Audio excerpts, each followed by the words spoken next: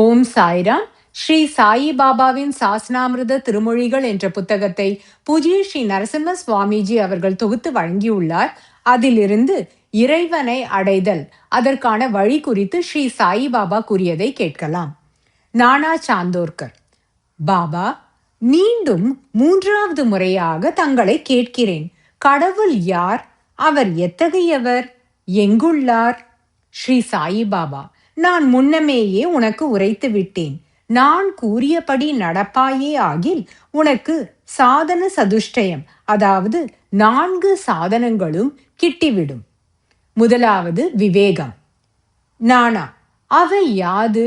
ஸ்ரீ சாயி பாபா: முதலாவதாக நித்திய அனித்திய விவேகம், அதாவது உண்மையானது உண்மை அல்லாதது எவை என்று பாகுபடுத்தி பார்த்தல்.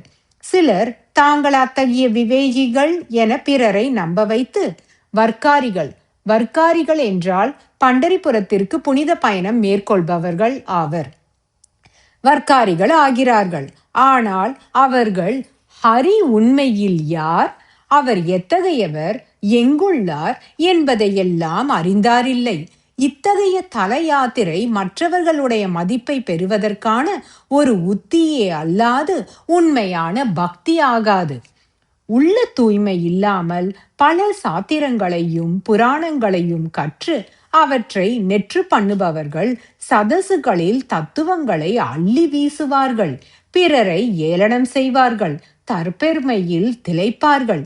இவர்கள் விவேகிகள் ஆக மாட்டார்கள். அவர்களுக்கு பிரம்ம ஞானம் கிட்டாது. இரண்டாவது வைராகியம். உண்மையான வைராகி இவ்வுலகம் மேலுலகம் ஆகியவற்றில் கிட்டக்கூடிய நற்பொருட்கள் எதையும் பொருட்படுத்த மாட்டான். ஸ்ரீ சாயி பாபாவின் வைராகியம் குறித்து இப்பொழுது காணலாம். தான் துவங்கி இருக்கும் புது வியாபாரத்தில் கிட்டக்கூடிய லாபத்தில் ஒரு பகுதியை பாபாவுக்கு அளிக்க தாமோதர் ராசனே முன்வந்தபோது, நான் எதிலும் சிக்கிக்கொள்ள விரும்பவில்லை என பாபா பதிலளித்து விட்டார். ஓம் சாய்ராம்.